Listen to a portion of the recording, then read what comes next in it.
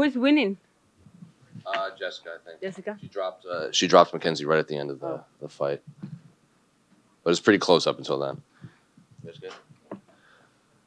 Well, Loopy, history-making performance in here. First woman in UFC history to have 4 wins in a calendar year. So I guess, what are the emotions after? We can see physically a little bit of a damage, but emotionally, how are you after that one? Yeah, I'm really happy. Of course, I'm going to have some marks. I'm fighting, someone that was in top 10. And she's super tough, of course, she's in there for a reason. And really happy, I'm making records by accident, I think, because it's not that I'm, doing it like, oh, I want to do this. I'm just love fighting. That's what I do every day. I don't do anything else. That's my life. So, of course, that just, I put all my love and heart into this. And, of course, good things are going to come out of this. Your first fight this year was in May, right? I don't even remember. So like 5 months into the calendar year. So how many fights do you think you could have had this year if you fought in January or February? Oh, I can fight like if I end up clean, I think I can fight like doesn't matter because I'm sparring at the gym and we train hard, so might as well come here and do it in these amazing places, right? After the fight, you said you knew it was close at the end of the fight. Even as it was playing out, you knew it was kind of razor thin. So how did the fight play out compared to the expectations you had coming in? Yeah, I train really hard, and of course, it's always good to finish in the first round and just go home, right? But of course, she's a good fighter. She has she's a complete fighter. That's why she's in the top 10, right? So it was close, but I feel like I kept going forward. I shut down a little, like some of her game, and she didn't really have an answer for it. Yeah, every time I was going forward, I knew she was going to shoot, and I had my corner telling me she was going to shoot, so I was prepared and ready to sprawl and to defend that. Did you get? Was this from the headbutt? It looked like there was that inadvertent headbutt, in I think it was round 2. Yeah, I couldn't tell you, but I don't know. But yeah, it was a lot going on. I gotta watch the fight, and yeah. Were you surprised the judge scored every round for her? Yeah, but you never know with the judges, and we seen it in so many fights, like all weird decisions, and I wasn't surprised because of that reason, because never leave the fight to the judges, because we all see different things and we all root for the different people, so that happens. I know you said even if you go on a vacation, they might call you and you might want to get back in the gym. So I guess what do you want next? Do you actually want time off to heal? Do you want to fight in Canada? When do you want to return? The doctor gave me a month, right? So that's pretty sad. So now I guess I got to take the month and go from there. Of course, I'm going to keep training. I'm going to keep improving. I'm going to keep getting better and be ready for whenever they call me. Did you watch Diego's fight? Oh, my gosh, it was amazing. I'm so happy for him. We all put so much work and time into this. And just to see my teammates do well and win and all of that, like, it's amazing. We are killing it as a team. Jessica just won. Finished Mackenzie in second round. Oh, good. Thank you. Loopy over here. Yeah, gotcha. So busy year 2023, obviously we're talking about 2024 right around the corner. What goals do you have for yourself in the sport? Of course, my goal is to get the strap and be a dominant champion, and we're working for that.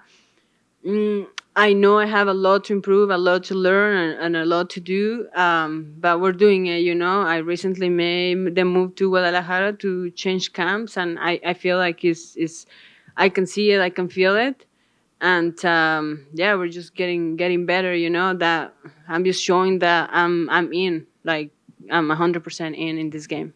And then could you just elaborate on the change of camps and just what benefits that had for you in this fight?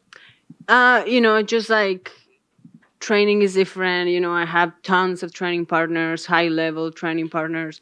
I have an amazing coaches. Diego is one of them. Colin Danes is one of them. Olympic wrestler. We have Diego Lopez. We have Alessandro. We have Francisco Grasso. Alexa Grasso. We have Irene Aldana. We have Omar. We have Brian. Like, I can name so many. I don't even want to miss any of those guys. But they know I love them. And then last one for me. Any opponents that interest you in the ranks coming up? Doesn't matter who they give me, whoever they give me, so I'm going up the rankings. I think is a great opponent. We can see that all the girls above me are great fighters that are gonna make me a better fighter, a better athlete, and just gonna, whoever they give me, I'll be ready. Thank you. Thank you. Loopy, just over here. This was your first time fighting in New York. So what was the atmosphere like when you stepped out there? Oh, it was amazing. We know this place has a lot of history behind it. The best of the best have fought here. And, now to me being here and making history myself is so special, of course. And,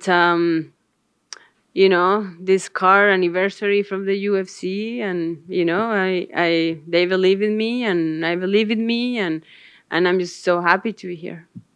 And 4 fights this year. When you're thinking about next year, how active do you want to be? Do you want to slow things down a little bit, or do you want to keep that momentum going?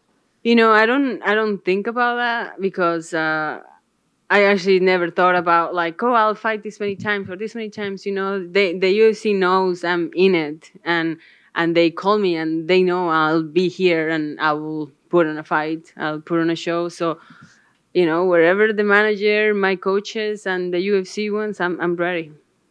And obviously there was some mention about the Toronto card. If that was, if the UFC did call you for that card, is there any opponent that you would love to be matched up with? Someone that you look at in the division and think, that would be a good matchup for you? No, honestly, as I said, whoever they give me, as long as I'm going up, because of course the goal is to get the belt, and to do that we have to go up. So yeah, doesn't matter. There's so many talent, and I know any of those girls will give me a good fight and will make me better as a fighter and as an athlete. Thank you. Back here, Loopy. First off, congratulations on a hard-fought win. You're the first woman in UFC history with 4 wins in a calendar year. What does that mean to you? It's awesome, and as I said, it's an accident because I'm not actually trying to break records. It's just like I have put everything into it. Thank you. Thank you. I'm curious though. You said you don't really have names. You just want to fight opponents that'll make you better, and you want to keep active. Are there places, like locations, you haven't fought that you would like to fight at? Because, a lot of fighters, they want to fight in Japan or England or anything like that. Are there bucket lists for places you want to fight? No, bucket list. Honestly, I don't. That doesn't matter. Doesn't matter. I'll go anywhere. Japan is a little bit too far for myself, for my liking, but anywhere, to be honest, I'll be there. Loopy back here. Congratulations on the win. Just got a question about the couple of grappling exchanges you had in there. Just how'd that feel, and did you feel that you were more advanced in that department? Of course, we know Tabatha is a black belt, and we had to respect that. As a judoka and as a jiu-jitsu black belt, they're always dangerous. Of course, she's a black belt for a reason. But I did feel I was a bit stronger than her. But why give her a little chance for me to be on the ground with her? The game plan was defend the shoot, keep her standing, and if at any point I went to the ground, get up and throw some elbows from the bottom, and that's what I did. Thank you. Thank you. Thank you.